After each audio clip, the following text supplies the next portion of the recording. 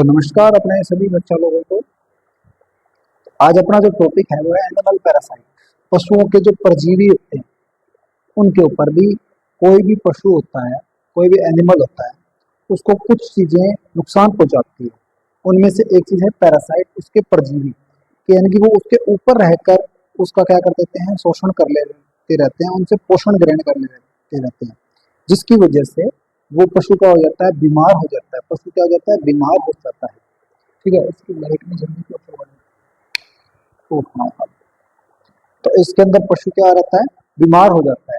और उसका जो पोषण है वो कौन ले लेता है, ये पैरासाइट ले लेते हैं। जैसे पिस्सू हो गया, जैसे कुत्ते पे देखे ना पिस्सू लगे हुए होते हैं, तो पिस्सू क्या करते हैं, उनसे खून चूसते रहते हैं। अब कुत्ता है वो ऑटोमेटिकली क्या हो जाएगा, कमजोर हो जाएगा, क्योंकि उसका जितना भी खून बढ़ रहा है वो सारे के सारे पिस्सू चूस जाते हैं। इसी तरीके से अपना सबसे पहला फर्स्ट चैप्टर का नाम क्या है, 13 है अपना, पशु परजीवियों का अध्ययन एवं उनका आर्थिक महत्व। भी अगर पशु परजीवी है तो परजीवी क्या होते हैं, कहीं ना कहीं वो उनका इकोनॉमिकली बेनिफिट होता है, कहीं ना कहीं वो क्या करते हैं, हमें बेनिफिट देते हैं। उनका यूज लेने का तरीका हमें पढ़ना पड़ेगा, भी किस तरीके से क्या क्या काम आते हैं वो। ऐसा नहीं कि हर कोई ऐसे ही पड़ा रहता है, काम आ जाता है, उसको काम में लेना पड़ता है। तो क्या कह रहे हैं, study of animal parasites and their economic importance. सबसे पहला जो अपना आता है पैरासाइट, उसका नाम है पिस्सू फ्लिया। पिस्सू फ्लिया, इसको देखो। अभी जो पिस्सू होता है, सबसे पहले अपने को इसका पढ़ना है क्या है, साइंटिफिक नेम, वैज्ञानिक नाम। तो इसका साइंटिफिक नाम क्या है, प्यूलेक्स इरिटेंस। क्या है, प्यूलेक्स इरिटेंस। तो सबसे पहले इसका वैज्ञानिक नाम जरूर याद करेंगे।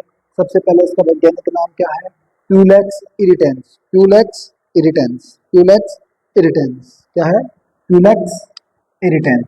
और इसका एक और नाम है दूसरा, दूसरा नाम क्या है इसका, जिनोप्सिला कियोप्सिस। जिनोप्सिला कियोप्सिस, जिनोप्सिला कियोप्सिस। पहला नाम क्या था इसका, प्यूलेक्स, इसका नाम क्या था, प्यूलेक्स इरिटेंस, प्यूलेक्स इरिटेंस, प्यूलेक्स इरिटेंस। और इसका दूसरा नाम क्या था, जिनोप्सिस कियोप्सिस, जिनोप्सिस कियोप्सिस। पहला नाम क्या था इसका, पहला नाम था इसका प्यूलेक्स इरिटेंस, प्यूलेक्स इरिटेंस। दूसरा क्या था, जिनोप्सिस कियोप्सिस, जिनोप्सिस कियोप्सिस। पहला नाम क्या था, प्यूलिक्स, क्या नाम था, प्यूलेक्स इरिटेंस, प्यूलेक्स इरिटेंस। दूसरा क्या था, जियोप्सिस, जिनोप्सिस कियोप्सिस। नाम याद होने के बाद अपने चलते हैं थोड़ा सा आगे।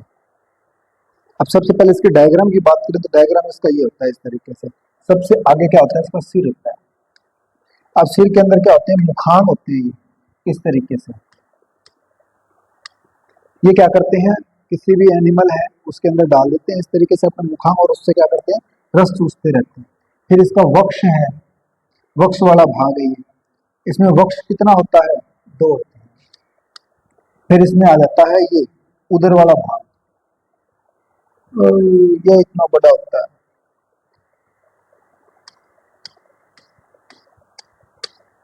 इस तरीके से।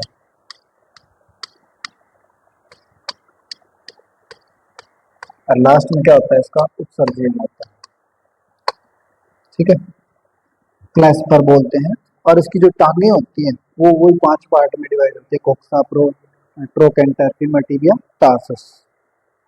जो अपन ने टिड्डे के अंदर पढ़ी थी, वही 5 तरीके की होती है। क्या बात आई समझ में, इसके पैर बनाने तो पैर बना दो, एक इसमें मिल जाएगा, एक इसमें मिल जाएगा, एक इसमें मिल जाएगा। चलता फिरता भी रहता है क्योंकि इसके आगे आगे पैर होते हैं। ठीक है, तो ये हो गया इसका डायग्राम। अब ये जो इस पे जो सल्क बने हुए हैं इसको क्या बोलते हैं, स्क्लेराइड्स, स्क्लेराइड्स। पीछे हो गया इसका क्लैस्पर या उत्सर्जी अंग हो गया। ये इसकी टांगे हो गए, टांगों के 5 पार्ट हो गए, नीचे वाले फीमर, टिबिया, टार्सस हो गए। ये मुखांग हो गए, माउथ पार्ट हो गया, ये हेड हो गया, ये थोरैक्स हो गया, ये एब्डोमेन हो गया। ठीक है, अब अपने नेक्स्ट बात करते हैं, इसकी नालायक की खासियत क्या है। सबसे पहला क्या है, कौन से संघ से आता है, ऑर्थोपोडा संघ से आता है। ऑर्थोपोडा संघ, ऑर्थोपोडा संघ की यही खासियत होती है कि इसमें 6 जोड़ी पैर तो मिलेंगे ही मिलेंगे। शरीर 3 पार्ट में डिवाइड मिलेगा ही मिलेगा, सिर, वक्ष और उदर के अंदर मिलेगा।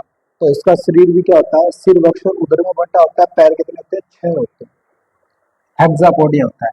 और कहाँ उसका जो ऑर्डर है वो कैसा है, साइफेनेप्टोरा, साइफेनेप्टोरा। पहली बात कौन सी संघ का है, ऑर्थोपोडा का है। कौन से ऑर्डर का है, कौन से गण का है, साइफेनेप्टोरा, साइफेनेप्टेरा, साइफेनेप्टेरा इस गण का है। ठीक है, फिर इसकी संरचना के बारे में बात करें, कैसा होता है, बेचारे छोटा सा होता है, पंख होते ही नहीं बेचारे में, ऐसा कीट होता है, यानी कि छोटा होता है, स्मॉल होता है, विंगलेस होता है, विंग होते नहीं, पंख नहीं होते इसमें। कैसा है, गर्म रुधिर वाला प्राणी है। गर्म रुधिर वाला प्राणी जैसे जंतुओं, जैसे कि मनुष्य, पक्षी, चूहा आदि भूरे रंग का बाह्य परजीवी है, और जो भोजन के रूप में क्या करता है, रक्त को ग्रहण करता है। अब पहले समझो गर्म खून वाले कौन से होते हैं। गर्म खून वाले वो प्राणी होते हैं जो बाहर के टेम्परेचर के अकॉर्डिंग अपने अंदर का टेम्परेचर क्या कर लेते हैं, बदल लेते हैं, उसको बोलते हैं गर्म खून के। यानी कि बाहर अगर गर्मी ज्यादा है तो अंदर से पसीना निकालेंगे, ठंडा हो जाएंगे। अगर बाहर ठंड ज्यादा है तो अपने शरीर का टेम्परेचर बढ़ा लेंगे। तो शरीर का टेम्परेचर बदलता रहता है, उसको बोलते हैं गर्म खून वाले। और ठंडे खून वाले किसे बोलते हैं, जो अपने शरीर का टेम्परेचर नहीं बदल सकते, उनको बोलते हैं ठंडे खून वाले। जैसे रेप्टाइल्स हो गए, जितने भी हो गए, ठीक है, जो सरीसृप हो गए वो। फिर देखो देखो सबसे पहले क्या था, गर्म खून वाला था।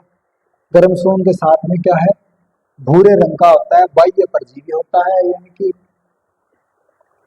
इसको बोलते हैं एक्टोपैरासाइट। एक्टो नहीं, इसको एक्सोपैरासाइट बोलते हैं, एक्सोपैरासाइट। ठीक है, अब ये क्या होता है, एक्सोपैरासाइट या एक्टोपैरासाइट होता है, जिसको भोजन के रूप में क्या चाहिए होता है, खून चाहिए होता है। फिर अपने सेकंड नंबर बात करें कि ये कैसा होता है, आकार में वयस्क पिस्सू की लंबाई 3 से 5 मिलीमीटर की हो सकती है, मिलीमीटर mm, ये सेंटीमीटर मत कर देना, सिर्फ 3 से 5 mm का होता है, ज्यादा से ज्यादा। और उसका बाह्य कंकाल किसका होता है, काइटिन का बना होता है। अब ये बताओ काइटिन का और किसका बना होता है, टिड्डे का भी बना होता है।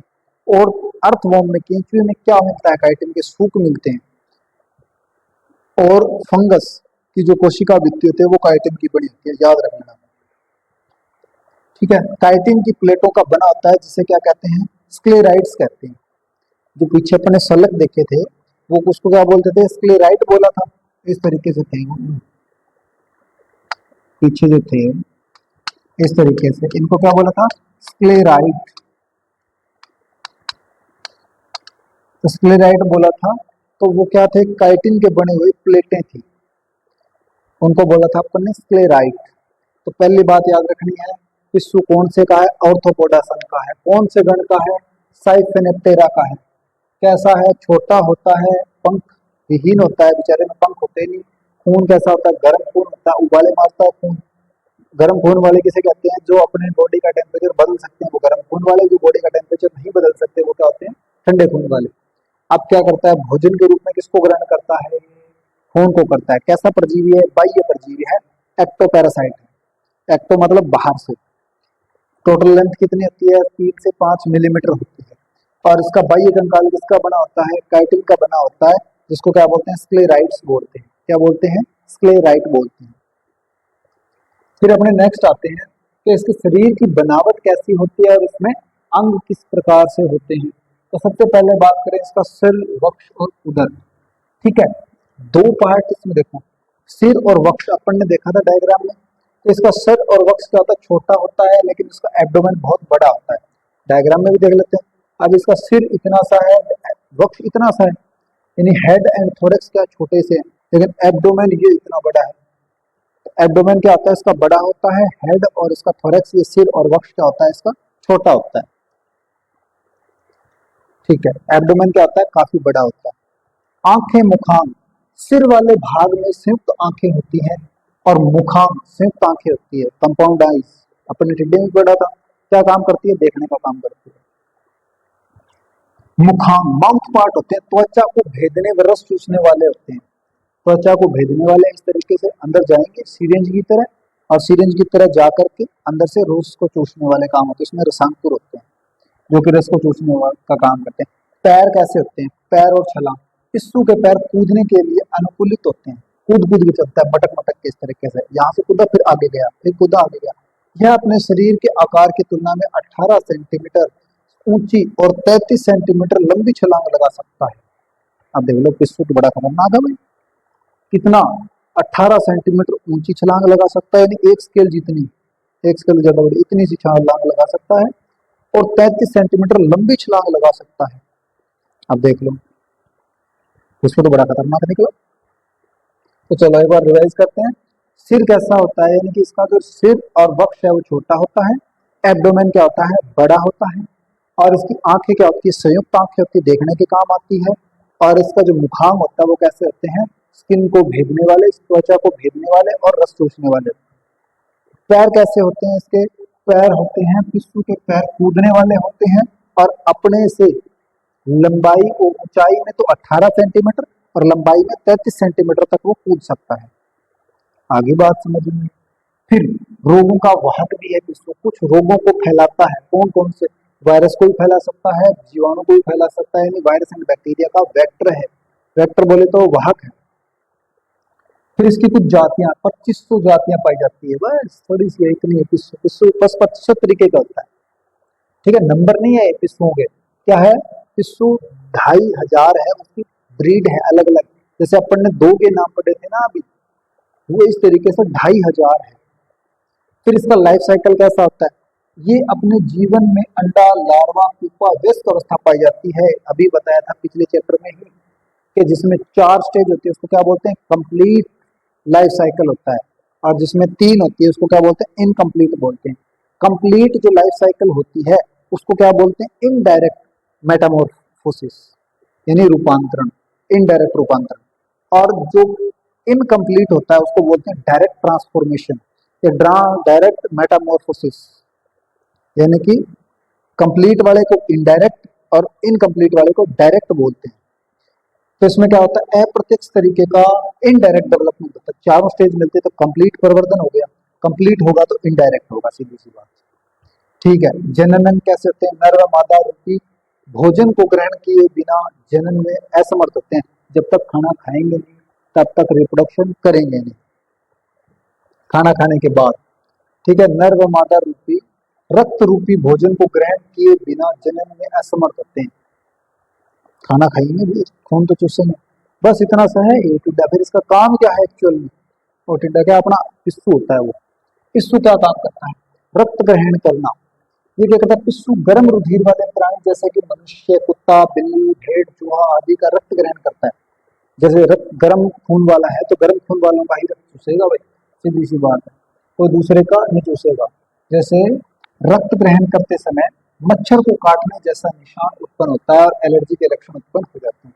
यानी पिस्सू काटेगा तो कैसा लगेगा, जैसे कोई मच्छर काट के चला गया है, और कैसे निशान छोड़ देगा, जैसे कि कोई एलर्जी होगी हमारी बॉडी के अंदर अगर काट के चला गया है तो, ठीक है। फिर संक्रमण का प्रभाव, पिस्सू के बार बार संक्रमण से बालों का झड़ना, एनीमिया के लक्षण दिखाई देते हैं। एनीमिया क्या होता है, देखो बार बार बाल तो झड़ेंगे, चलो ठीक है, गंजा हो जाएगा आदमी।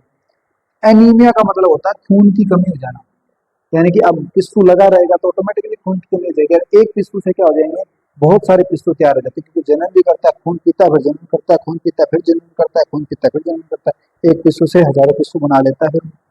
और फिर वो जिसके भी ऊपर लगा हुआ है उसको क्या कर देता है, खून की कमी कर देता है। खून की कमी को क्या बोलते हैं, एनीमिया बोलते हैं। किसानों को भी नुकसान पहुंचाता है, कोई पालतू पशु हो गए जैसे गाय, भैंस, भेड़, बकरी, मुर्गी, इनको प्रभावित कर देता है। इनके ऊपर अगर लग जाता है तो बेचारे को मार देता है, किसानों को लाखों रुपए का नुकसान करता है। गाय को लग, अगर टाइम से उनकी देखभाल नहीं हुई तो एक तरीके से बहुत नुकसान देता है, क्योंकि गाय को सुखा देता है पूरे पूरे को, अगर पिस्सू लग जाए, कुत्ते को सुखा देता है। प्लेग महामारी, इससे प्लेग भी फैली थी। यह जीवाणु व वायरस जनित रोगों को वाहक है। वह प्लेग से ग्रसित चूहों को पिस्सू के द्वारा काटने से यह रोग महामारी के रूप में फैला था। यानी कि प्लेग से ग्रसित चूहों को पिस्सू के द्वारा काटने से, यानी कि जो प्लेग बीमारी है वो लाया कौन था, वो पिस्सू लेके आया था। इसके ऊपर कोई वायरस अटका हुआ था और इसने किसको काट लिया था, चूहे को काट लिया था। और वो बीमारी चूहे में आ गई, चूहे से इंसानों में आ गई, ओ आगे बढ़ गई थी, ठीक है। काटने से यह रोग महामारी के रूप में फैल गया। सन 1343 और 1353 में यूरोप के 1/3 आबादी निपट गई थी, प्लेग से निपट गई थी। आगे नहीं आगे बात समझ में कि प्लेग चूहों में कहां से आया, पिस्सू लेकर के आया था। और पिस्सू किस में लाया? चूहों में। चूहों ने किस में दे दिया? इंसानों में। और यूरोप की कितनी जनसंख्या? 1/3। 1/3 जनसंख्या क्या हो गई थी? टैंटैंस हो गई थी, उसकी कहानी खत्म हो गई थी, बिल्कुल परमात्मा में जाके मिल गए थे वो लोग। और ये वारदात कब हुई थी? 1343 से 1353, यानी कि 10 साल के भीतर भीतर। 43 से 53, 1300 की बात है, बहुत पुरानी बात है प्लेग वाली। आगे बात समझ में, एक बार दोबारा रिवाइज कर लेते हैं। कैसा प्राणी है, क्या महत्व है? रक्त ग्रहण करता है, किसका करता है? अपने ही भाई लोगों का करता है, यानी कि गर्म खून वालों का करता है। चूहे, कुत्ते, बिल्ली, इनको ग्रहण करता है। और ग्रहण करते समय मच्छर को काटने जैसा एहसास होता है या फिर एलर्जी जैसा कुछ महसूस होता है। संक्रमण कैसे करता है? पिस्सू के बार बार काटने से क्या हो सकते हैं? बाल झड़ सकते हैं, या फिर एनीमिया भी हो सकता है, खून की कमी भी हो सकती है। किसानों को क्या नुकसान होता है? पालतू पशुओं पे पिस्सू लग सकता है, जिसकी वजह से वो बीमार हो जाएंगे, बीमार होने की वजह से वो निपट जाएंगे और किसान को नुकसान हो जाएगा। और प्लेग जैसी महामारी भी फैल गई थी, जिससे पिस्सू ने चूहे को काटा था, प्लेग चूहे में आ गया था, और चूहे से किसमें आ गया था? इंसानों में आ गया था। यूरोप के अंदर 1343, 1343 से 1353 के बीच में 1/3 या 1/3 लोग क्या है, निपट गए थे, खत्म हो गए थे उनकी कहानी। फिर नए सेकंड नंबर आ जाती है अपनी जोंक। क्या आ जाती है? जोंक। अब जोंक का सबसे पहले अपने को नाम याद रखना है, इनका साइंटिफिक नेम। क्या नाम याद रखना है? इनका साइंटिफिक नेम। अब ये बताओ, पहले जल्दी से फुर्ती के साथ अपने देखते हैं, पिछले वाले को रिवाइज कर लेते हैं। कहाँ गया? हाँ, इसका नाम क्या होता है? प्यूलेक्स।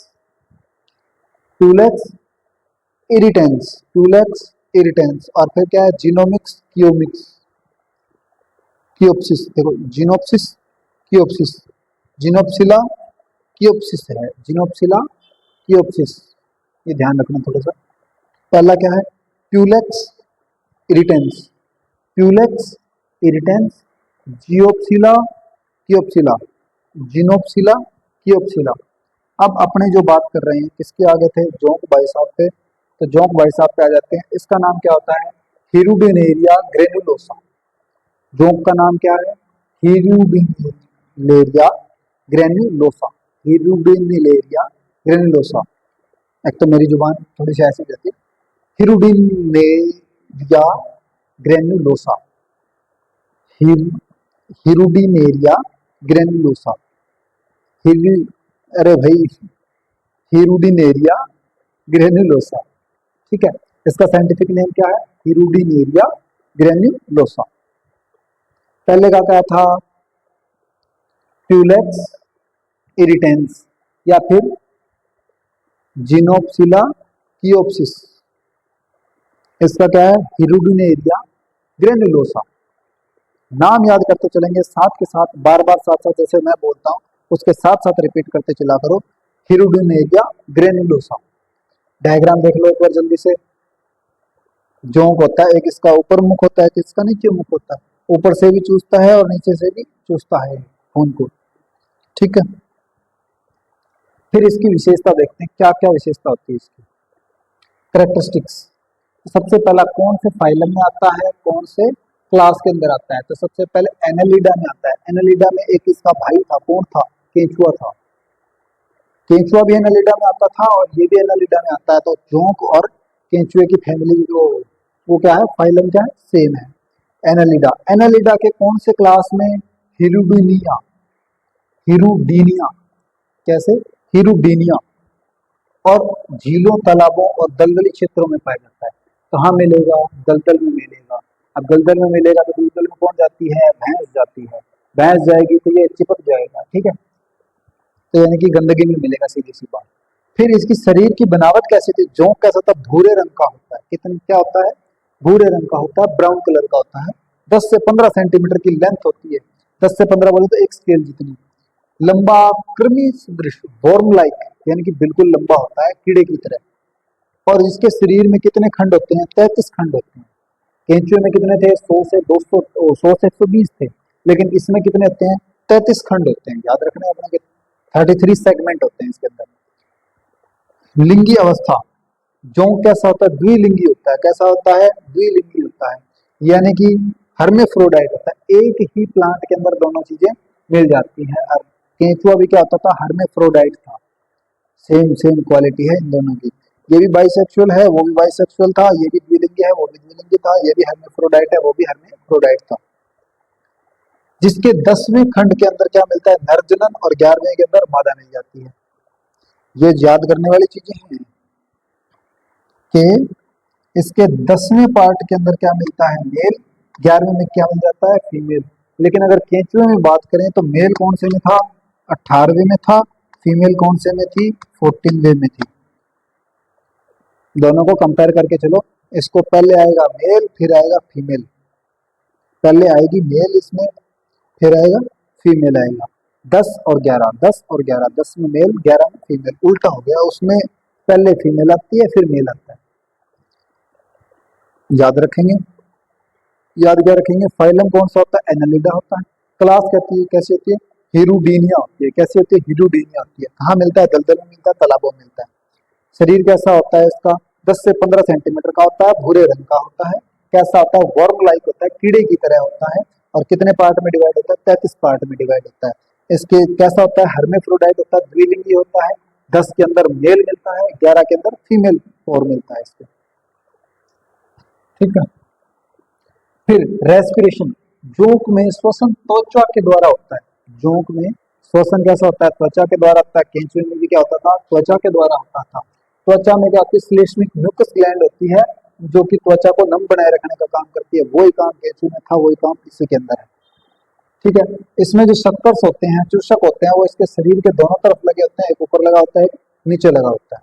क्या बात है समझ में, क्या बात है कि रेस्पिरेशन किससे होगा, त्वचा से होगा। त्वचा से क्यों होगा, क्योंकि त्वचा नम रहती है। नम किसकी वजह से रहती है, इसमें म्यूकस ग्लैंड होती है, श्लेष्मा ग्रंथि होती है। श्लेष्मा क्या करती है, श्लेष्मा का निर्माण करती है, या कुछ तरल पदार्थों का निर्माण करती है, जिससे कि उसकी त्वचा नम बनी रहती है।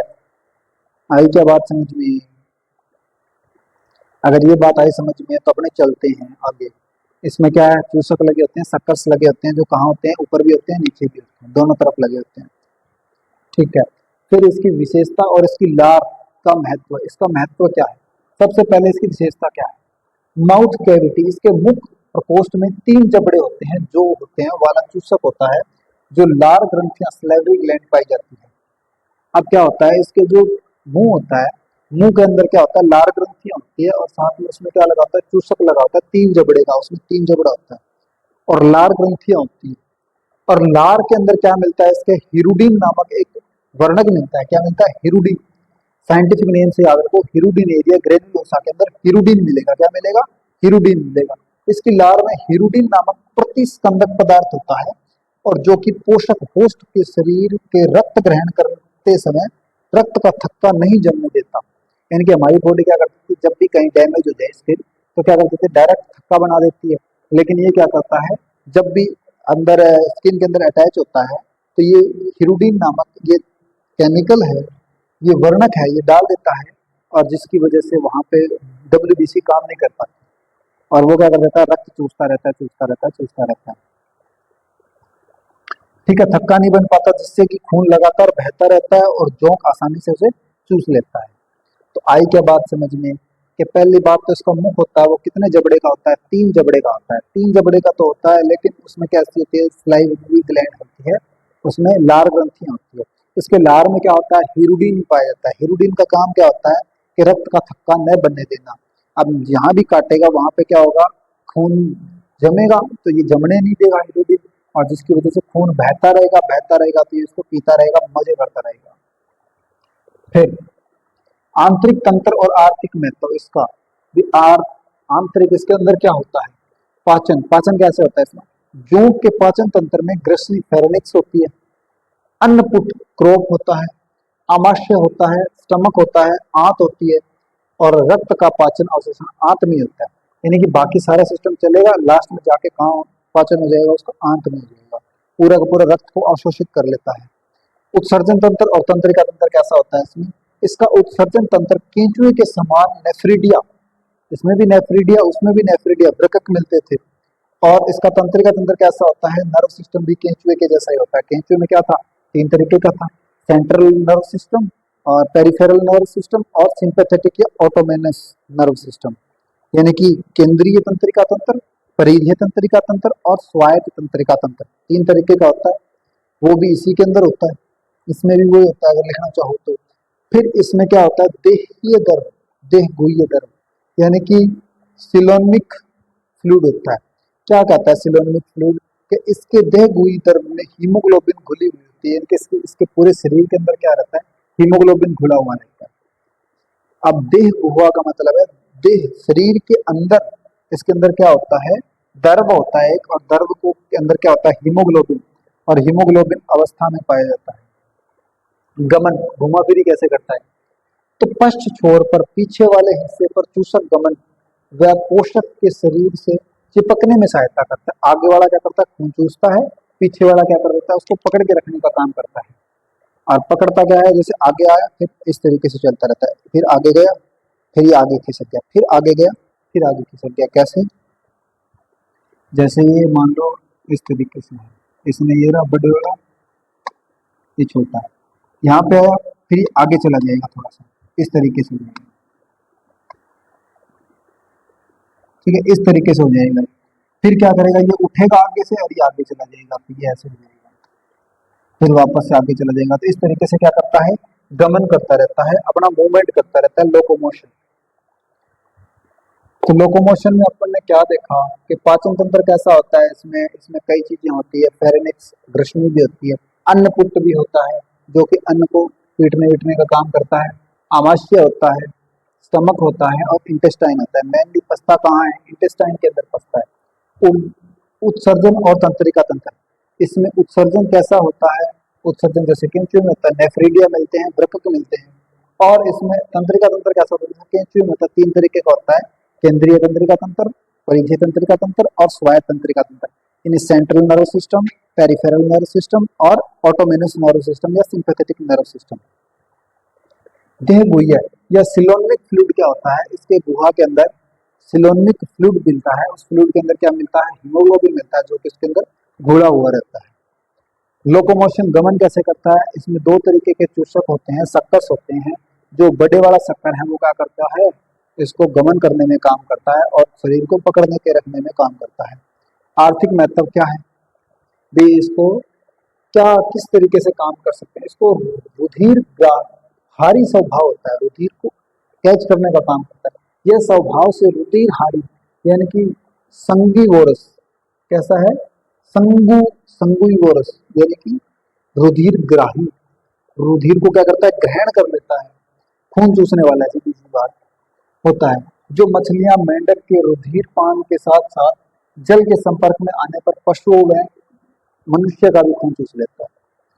चिकित्सा में उपयोग भी किया जाता है इसे। अभी तक जोंक की लगभग 600 प्रजातियां मिल गई है, और जिसमें से 15 प्रजातियां उपयोगी है किसके अंदर, चिकित्सा के अंदर, अपने मेडिकल साइंस के अंदर। लीच थेरेपी बोलते हैं इसे। लीच थेरेपी में क्या होता है कि जोंक की लार में 100 से अधिक बायो एक्टिव तत्व पाए जाते हैं, 100 से अधिक बायो एक्टिव तत्व होते हैं, ठीक है। तो एक तो अपने को पता है हिरुडीन होता है, और बाकी 99 भी होते हैं, ठीक है, जिनमें से हिरुडीन एक प्रतिस्कंदक होता है, कार्य करता है, ठीक है। जिसके घुटनों घुटनों में दर्द होता है तो, और गंदा खून निकालना होता है किसी का, तो अपने क्या कर सकते हैं, इस लीच को उसकी जगह काम में ले सकते हैं। मान लो किसी की बॉडी में अपने को खून निकालना है जो गंदा है, कहीं पे मान लो कोई सूजन वगैरह आई हुई है, वहाँ खून जम ही गया है, अपने को ऑपरेशन नहीं करना, तो इस लीच को लगा सकते हैं अपने, तो वहाँ का जितना भी गंदा खून हो वो सारा का सारा पी जाएगा, फिर इसको उतार के फेंक देंगे। फिर आता है अपना लीवर फ्लूक। कौन आता है, लीवर फ्लूक।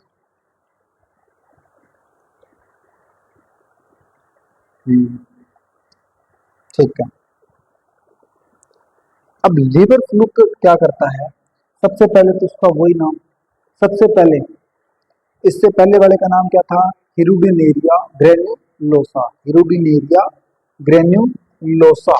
और सबसे पहले का नाम क्या था भाई, सबसे पहले का नाम था अपना प्यूलेक्स इरिटेंस। क्या था, प्यूलेक्स इरिटेंस। और क्या था, जिनोमिस, क्या था, जिनोमिक्सिला, नहीं, उसका था जिनो, हाँ, जिनोप्सिला कियोप्सिस। क्या था, जिनोप्सिला कियोप्सिस और प्यूलेक्स इरिटेंस। प्यूलेक्स इरिटेंस, जिनोप्सिला, कियोप्सिस, हिरुडिनेरिया ग्रेनुलोसा। और अपना जो अब लास्ट में आ रहा है, वो लास्ट क्या आ रहा है, 3 नंबर पे आ रहा है जो लिवर फ्लूक है, उसका नाम क्या है, Fasciola hepatica. Hepatica, Fasciola hepatica, क्या है, Fasciola hepatica, Fasciola hepatica, Fasciola hepatica. Diagram देख लो। डायग्राम के अंदर क्या है, ये कुछ इस तरीके से बनाया हुआ है, ये फिर अपना आ गया ये इस तरीके से, ये ठीक है। इधर बेचारे का क्या है, मुंह है, मुख है। ये क्या है, अग्रचूसक है इसका, ठीक है, यहां से चूसने का काम करता है। ये इधर क्या है, जनन छिद्र है, जनन छिद्र है। इधर क्या है, अधर चूसक है, यहां से बीच में से चूसता है।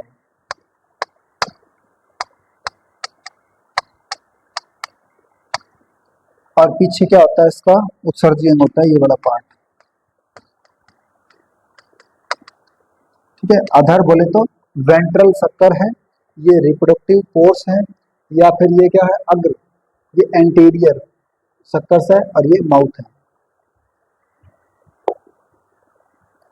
अब सबसे पहले इसकी विशेषता देख लेते हैं, ये कैसा है, किस फाइलम से है, फेशियोला। अब ये अलग आ गया भी अपना, अपन ने आर्थ्रोपोडा पढ़ा था, एनालिडा पढ़ा था, लेकिन ये कौन से फाइलम से आ गया, ये फेसियोला से, फेसियोला हिपोटिका, प्लेटीहेल्मिन्थीज फाइलम का है। कैसा है, प्लेटीहेल्मिन्थीज। प्लेटीहेल्मिन्थीज बोलते हैं जो प्लेट की शेप के होते हैं, बिल्कुल चपटे होते हैं, क्या होते हैं, चपटे होते हैं। लीवर फ्लूक है, वो क्या है, बिल्कुल चपटा होता है। और कैसा, प्लेटीहेल्मिन्थीज, प्लेट के जैसा होता है, इसको प्लेटीहेल्मिन्थीज फाइलम में रखा गया है। और उसको क्या, ट्रीटोमा, ट्रिमेटोडा, ट्रिमेटोडा क्लास के अंदर, ठीक है, ट्रिमेटोडा क्लास के अंदर रखा गया है। याद रखने वाली चीज है कि कौन सा प्लेटीहेल्मिन्थीज है, और प्लेटीहेल्मिन्थीज के ट्रिमेटोडा के अंदर रखा गया है। आवास रहता कहाँ है, तो रहता कहाँ है, मनुष्य या भेड़ या बकरी या सूअर या कुत्ता आदि के पित्त वाहिनी, बाइल डक्ट या फिर लीवर के अंदर रहता है। नाम इसका क्या है, ओ क्या नाम है इसका, लिवर फ्लू की बताओ, नहीं, लीवर, हाँ लीवर फ्लू। तो लीवर फ्लू का किस में रहेगा, लीवर में या बाइल डक्ट के अंदर, बाइल डक्ट या पित्त वाहिनी के ऊपर। पित्त वाहिनी बोले तो जिसके अंदर पित्त इकट्ठा होता है। और लीवर फ्लूक लीवर में रहेगा, किसके, मनुष्य, भेड़, बकरी, कुत्ता, सुअर, इन सभी के। फिर आकार कैसा होता है इसका, लंबाई लगभग इसकी 1.8 से 3 सेंटीमीटर की होती है। लंबाई कैसी होती है, 1 से 1.8 से 3। और इसकी चौड़ाई क्या होती है, 0.4 से 1.5 सेंटीमीटर की होती है। 0.4 से 1.5 यानी कि 0.4 से 1.5। और इधर 1.8 से 3 सेंटीमीटर की इसकी लेंथ होती है। तो याद करते हैं, फाइलम कैसा है इसका, प्लेटीहेल्मिन्थीज है। कैसा है, प्लेटीहेल्मिन्थीज है। क्लास इसकी कैसी है, ट्रिमेटोडा है। कैसी है, ट्रिमेटोडा है। कहाँ पे रहता है, भेड़, बकरी, कुत्ता, बिल्ली और सुअर, इनकी क्या रहता है, या तो बाइल डक्ट के अंदर रहेगा, जो बाइल डक्ट को जो बोलते हैं अपने पित्त वाहिनी के अंदर, या फिर उनके लीवर के अंदर रहेगा, उनके यकृत के अंदर रहता है। इसका आकार क्या होता है, 1.8 से 3 सेंटीमीटर लंबा हो सकता है, 0.4 से 1.5 सेंटीमीटर चौड़ा हो सकता है। फिर इसकी शारीरिक संरचना कैसा होता है, तो सबसे पहले आकार, आकार कैसा होता है, इसके शरीर का आकार पीछे से संकरा होता है और आगे से शंकुमुखी होता है। इसका शरीर आगे और पीछे से कैसा होता है, शंकरा होता है, इसी तरीके से होता है, ऐसा होता है। ये क्या बन गया, चलो ऐसे तो होता है। और कैसा होता है, मुख शंकु रूपी होता है। मुख क्या होता है इसका, ऐसे होता है कुछ ऐसा शंकु के जैसा, या फिर ओरल कोन की तरह होता है, या कोनिकल शेप में होता है। तो पहली बात कैसा होता है, संकरा होता है, नैरो टाइप का होता है। और इसका मुंह कैसा होता है, कोनिकल शेप का होता है, शंकु के जैसा होता है। इसमें जो शक्कर्स लगे होते हैं, इसमें दो शक्कर थे, एक तो ऊपर था उसको बोलते थे अग्र चूसक और बीच में था अधर चूसक। एक तो वेंट्रल शक्कर था और एक एंटीरियर शक्कर था। एंटीरियर शक्कर होता है अग्र चूसक और एक क्या होता है, वेंट्रल शक्कर होता है जो बीच में होता है। यानी कि यहाँ पे क्या था, एंटीरियर अग्र चूसक था, आगे है तो सीधी सी बात है अग्र चूसक होगा। बीच में क्या होता है इसके, यहाँ तो इसका जनन छिद्र था, यहाँ इसके वेंट्रल शक्कर्स, ठीक है, यानी कि अधर चूसक है। और छिद्र पोर कैसे होते हैं, शरीर पर मुख के अलावा दो मुख्य छिद्र पाए जाते हैं। शरीर पे मुख के अलावा दो मुख्य छिद्र पाए जाते हैं, एक तो जनन छिद्र होता है और दूसरा क्या होता है, उत्सर्जी छिद्र होता है। इधर इसका जनन छिद्र मिलता है, लास्ट में क्या मिलता है, इसका उत्सर्जी छिद्र मिलता है। तो याद हो गए, सबसे ऊपर मुख मिलेगा, मुख कैसा होता है, कोनिकल होता है, सबसे ऊपर होता है। दो इसमें चूसक मिलते हैं, एक तो मिलता है अपना एंटीरियर शक्कर्स हो गया, अग्र चूसक हो गया, एक अधर चूसक हो गया यानी कि वेंट्रल शक्कर हो गया।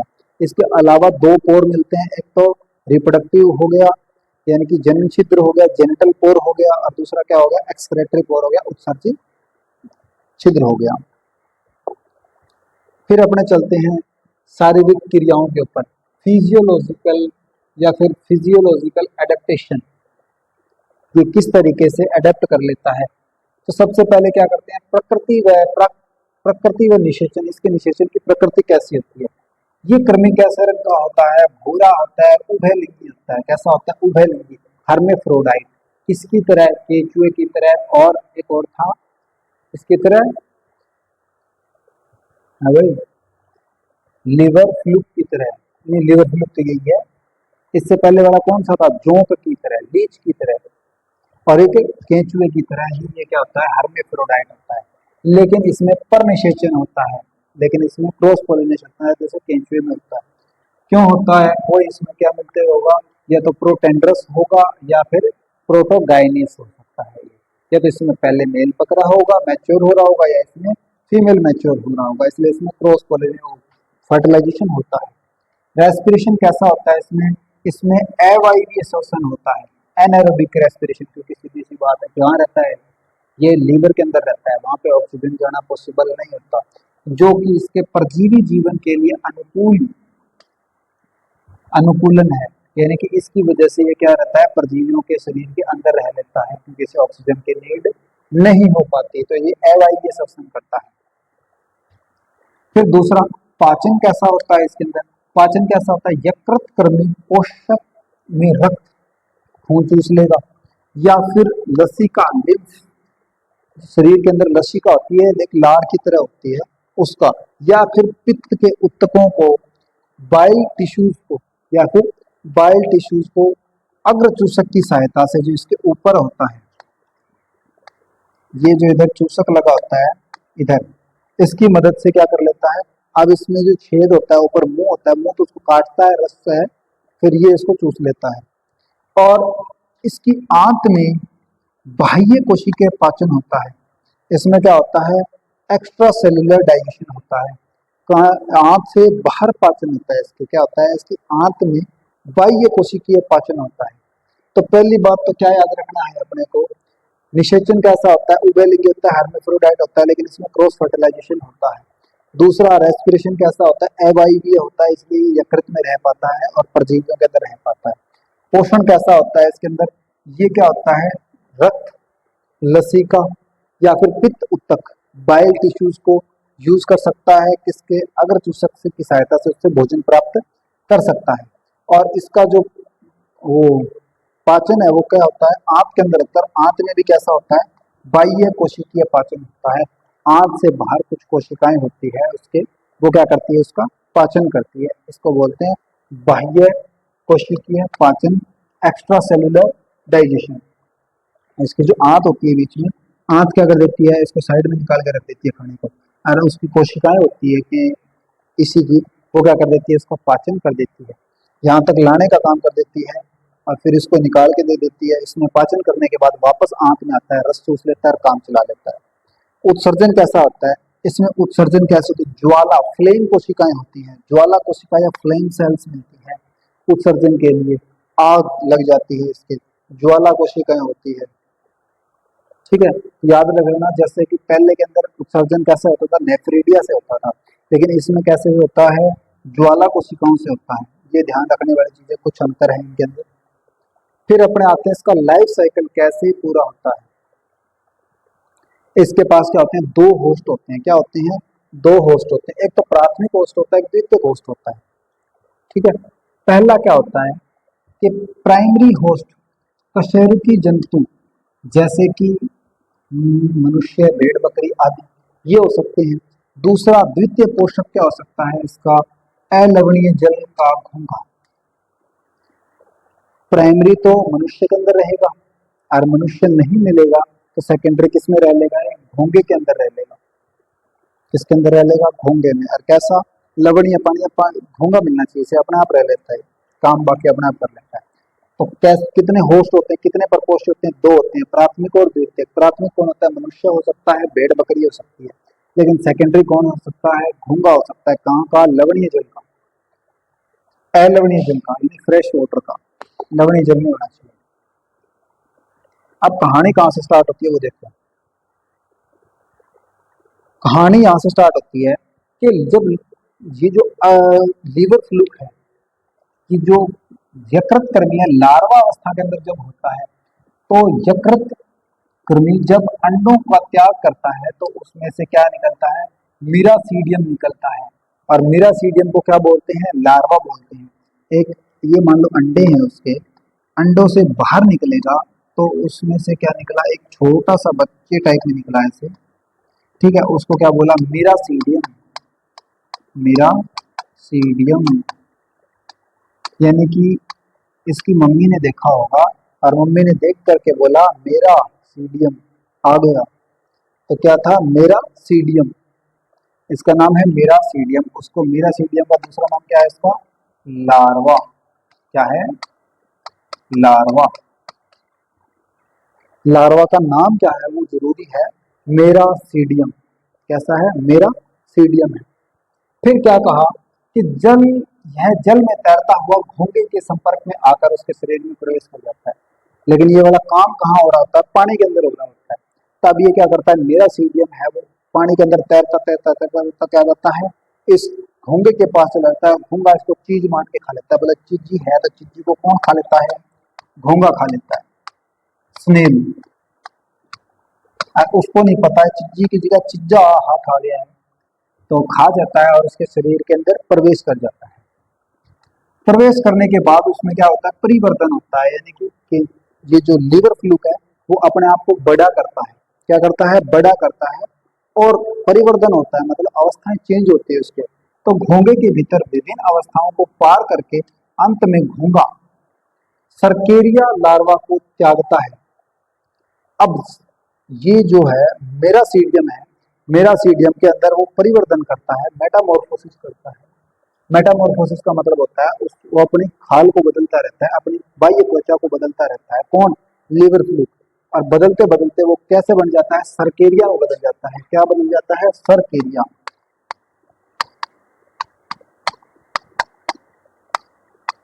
सर्केरिया, सर्केरिया क्या है? उसकी एडल्ट अवस्था है, वयस्क बन जाता है।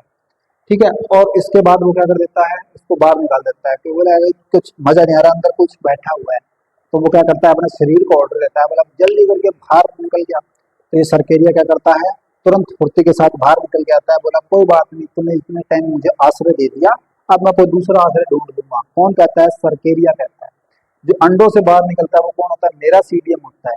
और जो अंत में एडल्ट बनता है वो क्या होता है? सर्केरिया होता है। अब सर्केरिया क्या करता है? लार्वा को त्याग देता है, और सर्केरिया लार्वा के बाद में मेटा सर्केरिया में बदलकर जलीय पौधों की पत्तियों पर चिपक जाता है। अब सर्केरिया भी एक बार मेटामॉर्फोसिस करता है और कैसा हो जाता है? मेटा सर्केरिया बन जाता है। क्या बन जाता है? Meta cercaria. यानी कि क्या, कि कोई भी, सबसे पहले अंडे थे, अंडे से क्या बना? मेरासीडियम। मेरासीडियम घोंघे के पेट में गया, ठीक है, उसके लीवर में चला गया, लीवर में जाने के बाद वो सर्केरिया बना, सर्केरिया से क्या बना, मेटा सर्केरिया बना। अब मेटा सर्केरिया क्या करता है, में बदलकर जलीय पौधों की पत्तियों पर चिपक जाता है। कहाँ चिपक गया, पत्तियों के ऊपर। इधर आ जाओ भाई, घूमते फिरते ज्यादा दूर चला गया, कहाँ पे चला गया, पत्तियों पर चला गया। और संक्रमण जब कशेरुकी जंतु जैसे भेड़ बकरी आदि इन पौधों को खा लेते हैं तो मेटासर्केरिया उनके शरीर में प्रवेश कर जाता है और संक्रमित करके उन्हें लीवर को क्षतिग्रस्त कर देता है, बोला छोड़ेगा नहीं बिल्कुल भी। ठीक है, तो पत्तियों को कौन खा लेता है, भेड़ बकरी खा लेती है। इंसान में बहुत कम होता है, घूम फिर के कई बार बाई चांस चला जाता है, जैसे अपने साग वाग खाते हैं तो इसको भून देते हैं, लेकिन बहुत मोस्टली कम होता है इंसानों में। ठीक है, उसके लीवर को डैमेज कर देगा, क्योंकि ये क्या करता है, लीवर को फाड़ देता है, सीधी सी बात है। आई नहीं ये बात समझ में। क्या क्या स्टेज थी, सबसे पहले एग था, अंडा, अंडे से क्या बना, मेरा सीडियम बना। ठीक है, मेरा सीडियम किसमें गया, घोंगे के अंदर चला गया, उसमें क्या किया, प्रवर्धन किया, प्रवर्धन करने के बाद में क्या बन गया, सर्केरिया बन गया। सर्केरिया में एक बार मेटामॉर्फोसिस हुआ और यानी परिवर्तन हुआ तो क्या बन गया, मेटा सर्केरिया बन गया। क्या बन गया, मेटा सर्केरिया बन गया। और मेटा सर्केरिया बनने के बाद वो कहाँ चला गया, पत्तियों के ऊपर चला गया, और पत्तियों से उसको किसने खा लिया, भेड़ या बकरी ने खा लिया। भेड़ बकरी के कहाँ चला गया, लीवर के अंदर चला गया, लीवर में क्या कर दिया उसने, छेद कर दिया, छेद होने से वो बकरी क्या हो गई, पागल हो गई, और पागल होके क्या हो गई, खत्म हो गई। क्या बात आई नहीं है, इसका लाइफ साइकिल समझ में। फिर ये अंडे देगा, अंडे देने के बाद में क्या करेगा, फिर वो पानी में चले जाएंगे, फिर घोंगा होगा, घोंगा घोंगा हो गया। फिर इसका इकोनॉमिक इंपॉर्टेंस क्या है, देखते हैं। पहला, यकृत संक्रमण, ये क्या करता है, लीवर के अंदर इंफेक्शन करता है। लीवर फ्लू भेड़ बकरी सूअर कुत्ता आदि में यकृत में संक्रमण करता है, लेकिन यह ज्यादातर भेड़ में पाया जाता है। क्यों, क्योंकि भेड़ ज्यादा पत्ते खाती है, भेड़ को अक्ल नहीं होती कुछ खाने पीने की। ठीक है, तो इसलिए इसे भेड़ का लीवर फ्लूक भी कहते हैं, सिप लीवर फ्लूक।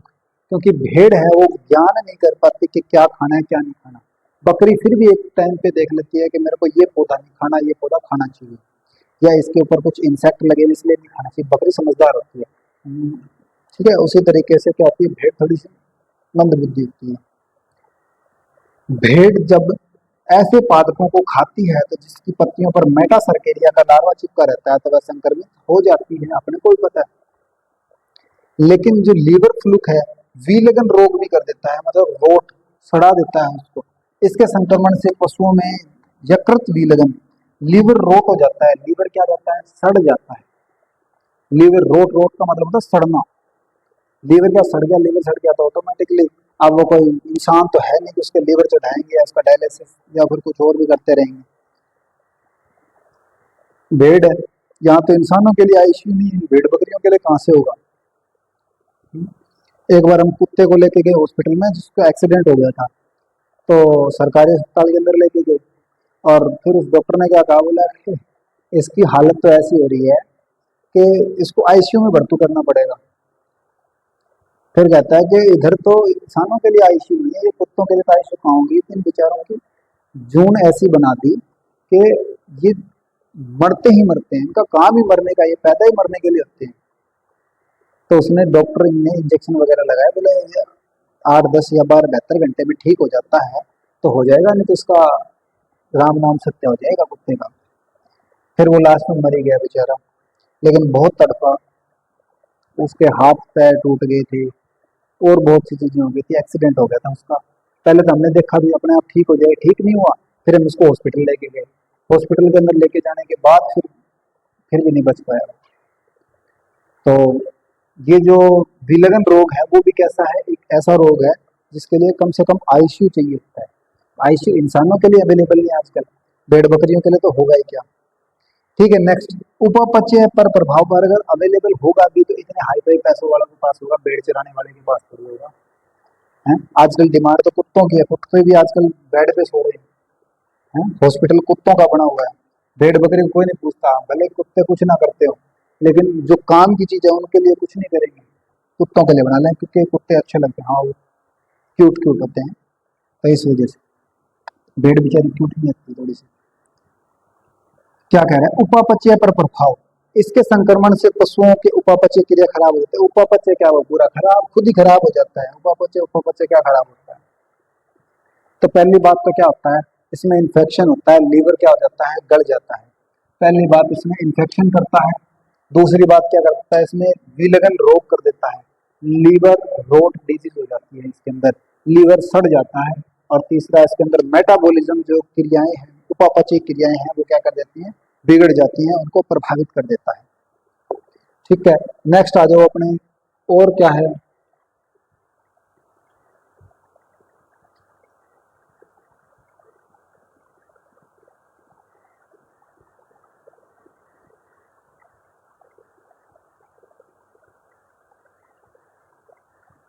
अब देखो इसमें और भी है, और क्या हो सकता है, पित्ताशय में पथरी, पित्ताशय में पथरी, कैल्सी भवन, कैल्सिफिकेशन के कारण पथरी बन सकती है। अगर पित्ताशय के अंदर क्या होगा, अगर इसकी वजह से क्या हो सकता है, ब्लेडर में कैल्सीफेरस भवन, कैल्सी भवन के कारण पथरी बन सकती है। फिर दूसरा क्या है, इसके जबड़ों में छाले हो सकते हैं। ठीक है, अब पशु के जबड़ों में जल से भरे हुए बड़े बड़े छाले या सूजन हो सकते हैं, जिसको बोलते हैं बोटल जॉ भी कहते हैं, बन जाते हैं। ये सिम्टम है उसके। ठीक है, फिर क्या है, रक्त अल्पता भी हो सकती है। क्या हो सकती है, उसमें खून की कमी भी हो जाएगी। अगर संक्रमित पशु, रक्त अल्पता, एनीमिया की कमी हो सकती है। नेक्स्ट, के उत्पादन में कमी हो सकती है, भेड़ या ऊन गिरने लग जाती है। ठीक है, या फिर दुधारू पशु गिरने लग जाते हैं। अरे ये इसके नहीं है भाई, ये इसके नहीं है। ठीक है, इसके नेक्स्ट वाला है इंपॉर्टेंट नोट, लीवर फ्लू से संक्रमित पशु तभी जीवित रह जाता है जबकि कृमि आमाशय से होता हुआ मल के साथ बाहर निकल जाए, और प्रारंभिक अवस्था में इसे औषधि द्वारा ठीक किया जा सकता है, परंतु ज्यादा संक्रमण होने पे उसकी हत्या ही होगी। ठीक है, तो यानी कि अगर स्टार्टिंग में ही उसको पहचान लिया जाए तो वो क्या हो सकता है, ठीक हो सकता है, अदरवाइज वो ठीक नहीं होगा। यानी कि पशु खाना पीना बंद कर देता है जब ये होता है। फिर आता है एस्केरिस, एस्केरिस, एस्केरिस का नाम क्या होता है, एस्केरिस लुम्ब्रिकोइड्स, एस्केरिस लुम्ब्रिकोइड्स, एस्केरिस लुम्ब्रिकोइड्स से पहले इसको बात करते हैं अपने, इसका नाम क्या था भाई, इसका नाम था फेशियोला हेपेटिका। इससे पहले वाले का क्या नाम था, हिरुडिनेरिया ग्रेन्युलोसा। और उससे पहले का नाम, उसके पहले वाले का नाम क्या था भाई, प्लूनेक्स इरिनेटा, इरिनेटा था क्या, अरे प्लूनेक्स, क्या नाम था, प्यूलेक्स, हाँ प्यूलेक्स इरिटेंट, प्यूलेक्स इरिटेंट। और जिनोप्सिला कियोप्सिस, जिनोप्सिला इरि, प्यूलेक्स इरिटेंट, प्यूलेक्स इरिटेंस और जिनोप्सिला कियोप्सिस। और जो ये तो किसका, पिस्सू का है, फ्लिया का है। फिर नेक्स्ट इसके बाद बात करें जोंक का, लीच का, उसका क्या है, उसका है हिरुबिनेरिया ग्रेन्युलोसा। फिर लिवर फ्लू का क्या है, फेसियोला हिपेटिका। और इसके बाद में एस्केरिस का क्या है, एस्केरिस लुम्ब्रिकोइड्स। चारों के याद रखने हैं।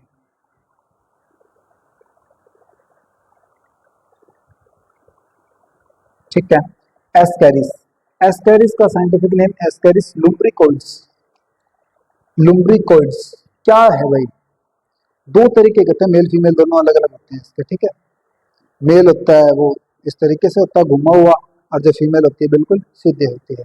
इसमें ऊपर मुख होता है, इधर उत्सर्जी अंग होता है, इधर मादा जनन छिद्र होता है, इधर उत्सर्जी अंग होता है दूसरा। और नीचे क्या, ये फीमेल है, ये क्या है, मेल है। ऊपर मुख होगा, उत्सर्जी होगा, नीचे क्या होगा, अवस्कर द्वार बोलते हैं इसको उत्सर्जन के लिए। ठीक है, सबसे पहले कैसे कैसे फाइलम संघ के अंदर आता है वो देखना है। एस्केरिस निमेटोडा संघ के अंदर आता है, किसके अंदर आता है, निमेटोड। अब ये निमेटोड वाली कैटेगरी के अंदर आ गया। अपना एक चैप्टर है अपना स्लग वाला, ठीक है, तो उसके अंदर अपने पढ़ेंगे भी निमेटोड नाम की भी एक चीज होती है, वो कैसे कैसे क्या क्या काम आती है। ठीक है, तो वो इस कैटेगरी का है, निमेटोड वाली कैटेगरी का है। ठीक है, एस्केरिस, और कैसा है, एस्काराइडिया, एस्काराइडिया इस ऑर्डर का है, इस गण का है। पहले तो निमेटोडा फाइलम का है और एस्केरेडिया फाइलम उसका ऑर्डर का है, एस्केरेडिया। सामान्यतः कैसा होता है, गोलकर्मी होता है। इसको क्या बोलते हैं, एस्केरिस को गोलकर्मी, और पीछे जो लीवर फ्लूइड पड़ा था उसको बोलता था चपटाकर्मी। क्या बोला था, चपटाकर्मी। आवास कहाँ रहता है, मनुष्य की आंत के अंदर रहता है, इंटेस्टाइन के अंदर रहता है और अंतःपरजीवी है। और इसकी अन्य प्रजातियां भी क्या मिलती है, घोड़े, सुअर, भैंस, गिलहरी आदि के अंदर पाई जाती है। तो सबसे पहली बात तो याद रखना, नेमेटोडा के अंदर आता है। दूसरी क्या, एस्केरॉइड्स के अंदर आता है। कैसा है, गोलकर्मी है। लेकिन चपटाकर्मी किसे बोलते हैं, फ्लैट वॉर्म किसे बोलते हैं, लीवर फ्लूक को बोलते हैं। और जो राउंड वॉर्म है वो किसे बोलते हैं, एस्केरिस को बोलते हैं। फिर ये क्या, कहाँ मिलता है, मनुष्य की आंत में मिलता है। अकेला मनुष्य ही नहीं, और किसी के अंदर भी मिल सकता है। किसके अंदर, घोड़ा, सुअर, भैंस, गिलहरी, इनके अंदर भी मिल सकता है। स्ट्रक्चर कैसी होती है इसकी, शरीर की बनावट कैसी होती है, बेलनाकार होती है। कैसी होती है, बेलन के आकार की होती है। और तुर्की रूपी स्पिंडल शेप्ड होती है। कैसी होती है, बेलनाकार हो सकती है, तरकू रूपी हो सकती है, और जिसका आकार दोनों सिरों पर पतला होता है और बीच में क्या होता है, मोटा होता है। अभी देखा था कुछ इस तरीके का था, सिरों से क्या होता है, पतला होता है, और बीच में से क्या होता है, मोटा होता है। बीच में से कुछ मोटा होता है। बाहरी परत क्यूटिकल्स इसके ऊपर होते हैं। इसका शरीर चमकीला अर्ध पारदर्शी होता है, सेमी ट्रांसपेरेंट होता है और हल्का गुलाबी या फिर क्यूटिकल से ढका हुआ होता है। कुछ इस तरीके से होता है, ठीक है। इस तरीके का इसके बाहर की तरफ होता है। कैसा होता है, हल्का गुलाबी कलर का हो सकता है और क्यूटिकल से ढका हुआ होता है। तो पहली बात कैसा होता है, एस्केरिस राउंड वॉर्म होता है। क्या सिलेंडर की शेप का होता है, बेलनाकार हो सकता है, स्पेंडल शेप का होता है। और इसका जो शरीर होता है वो कैसा होता है, दोनों सिरों से पतला होता है लेकिन बीच में से मोटा होता है। बाहर की तरफ क्या मिलते हैं, क्यूटिकल्स मिलते हैं, चमकीला होता है, अर्ध पारदर्शी होता है, आधा आर पार देख सकते हैं। कैसा होता है, गुलाबी कलर का होता है, इसके चारों तरफ क्यूटिकल लगे हुए होते हैं। चित्र के लेबल, लेबल के अंदर अपने बात करेंगे, डायग्राम में जो दिया हुआ था, ठीक है। मादा एस्केरिस के अंदर मुख था, एक्सक्रेटरी पोर थे, फीमेल जीनोपोर था या फिर एनस था। और मादा वाले के अंदर एस्केरिस का पिछला सिरा सीधा होता है। पहले बात क्या था, सीधा, पिछले वाला सिरा कैसा होता है, सीधा होता है। लेकिन नर के अंदर क्या होता है, मेल के अंदर माउथ होगा, एक्सक्रेटरी होगा, अवस्कर या क्लोका होता है, जिसमें नर का पिछला सिरा कैसा होता है, मुड़ा हुआ होता है। एस्केरिस में लैंगिक द्विरूपता व आंतरिक तंत्र भी इसके अंदर क्या होती है, लैंगिक द्विरूपता के लक्षण कैसे कैसे मिलते हैं, कैसे पता करते हैं। कैसा होता है, एक लिंगी जंतु होता है। कैसा होता है, एक लिंगी। एक लिंगी का मतलब एक जीव के अंदर एक ही लिंग होगा, या तो वो नर होगा या मादा होगा, या फीमेल होगा या फीमेल होगा, ठीक है, दोनों में से एक होगा। अर्थात नर तथा मादा दोनों क्या होते हैं, अलग अलग होते हैं। फिर क्या कह रहा है, एस्केरिस, मेल एस्केरिस के बारे में बात करें। जो नर क्या होता है बेचारा, छोटा सा होता है, पतला सा होता है, दुबला सा होता है। इसकी लंबाई क्या होती है, 15 से 30 सेंटीमीटर की होती है। कितनी होती है, 15 से 30। तो पहली बात, मेल कैसा होता है, पतला होता है, दुबला होता है, छोटा होता है। हाइट क्या होती है इसकी, बेचारे की लेंथ होती है 15 से 30 सेंटीमीटर की, यानी 2 स्केल के बराबर। मोटाई कैसी होती है, 2 से 4 की हो सकती है। 2 से 4 है, सेंटीमीटर मत कर देना, बहुत कंफ्यूजन होगा। 2 से 4 है, वो बिल्कुल बारीक हो जाता है, तभी तो आंख में बैठा रहता है। नर का पिछला सिरा कैसा होता है, मुड़ा हुआ होता है। ये इंपॉर्टेंट लाइन है याद करने वाली। दोनों में अंतर पूछ लीजिए, मेल फीमेल में। तो मेल क्या होता है, पीछे से मुड़ा होता है, लेकिन फीमेल क्या होती है, वो बिल्कुल सपाट होती है, सीधी होती है, सिंपल होती है। एस्केरिस क्या होता है, फीमेल। फीमेल के अंदर क्या होता है, अपेक्षाकृत क्या होती है, अधिक लंबी और मोटी होती है। इसकी लंबाई क्या होती है, 20 से 40 सेंटीमीटर की होती है, मोटाई 4 से 6 की होती है। इससे क्या होती है, डबल मान लो, ये 2 से 4 थी, 4 से 6 है, ये 15 से 30 से, ये 20 से 40 है। इससे क्या होगी, बड़ी होगी। और इसका पिछला सिरा क्या होता है, बिल्कुल सीधा होता है। The posterior and completely straight, बिल्कुल सीधा मिलेगा। तो क्या होता है, एक लिंगी होता है। क्या होता है, यूनिसेक्सुअल होता है। और यूनिसेक्सुअल यानी कि दोनों organism, male and female are separate, दोनों क्या होते हैं, अलग अलग होते हैं। और क्या है उसके मेल एस्केरिस के अंदर क्या होता है, बेचारा छोटा होता है, पतला होता है, 15 से 30 सेंटीमीटर लंबा होता है और 2 से 4 मिलीमीटर क्या होता है, चौड़ा होता है। इसी तरीके से और इसका पीछे वाला सिरा क्या होता है, मुड़ा हुआ होता है। और फीमेल के अंदर क्या होता है, ये मोटी होती है किसकी अपेक्षा, मेल की अपेक्षा। कैसा, 20 से 40 सेंटीमीटर लंबी होती है और 4 से 6 सेंटीमीटर चौड़ी होती है। और पीछे वाला सिरा क्या होता है इसका, बिल्कुल सीधा होता है। शारीरिक संरचना कैसी होती है, इसकी एक्सटर्नल फीचर क्या होते हैं।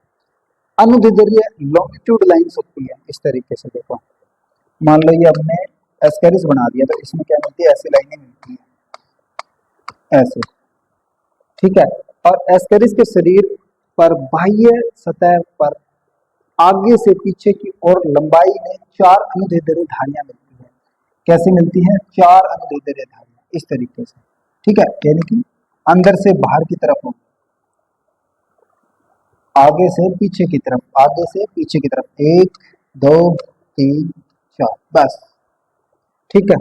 लॉन्गिट्यूड लाइन स्थित होती है, आगे बात समझ में, ठीक है। फिर इसमें छिद्र कहाँ कहाँ होते हैं, अपरेटस कहाँ होते हैं, पोर्स कहाँ होते हैं। सबसे पहले मुंह का छिद्र, मुख कहाँ होता है, शरीर के अगले सिरे के 3 होठों से घिरा हुआ एक त्रिकोण मुख होता है। मुख कैसा होता है इसका, त्रिकोण होता है, यानी कि सबसे आगे मिलेगा ऐसे, और ये कैसा होता है, त्रिकोण टाइप के होता है। और कितने होठों से मिलकर के बना होता है, 3 होठों से मिलकर के बना होता है। मान लो इसमें 3 होठ होते हैं कोई ऐसे, ये बना दिए, ठीक है। ये इसका क्या हो गया, मुख हो गया। फिर इसमें उत्सर्जी छिद्र होता है मुख से लगभग 2 मिलीमीटर पीछे।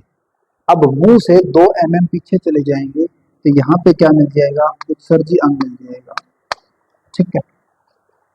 फिर क्या कह रहा है, उत्सर्जी अंग छिद्र पाया जाता है। मादा जनन छिद्र, मादा जनन छिद्र शरीर की लंबाई के लगभग 1/3 भाग पीछे की ओर मादा जनन छिद्र मिलता है। 1/3 भाग, यानी कि अगर इसको 3 पार्ट में डिवाइड करें, इतना इतना और इतना, तो इसका एक पार्ट है वो क्या हो जाएगा, मान लो कहीं, मान लो आपने डायग्राम में भी तो दिया हुआ था पहले, ये रहा, इसमें कहाँ होता है, बीच में साइड होता है, 1/3 भाग के अंदर क्या होता है, इसके अंदर मादा जनन छिद्र होता है।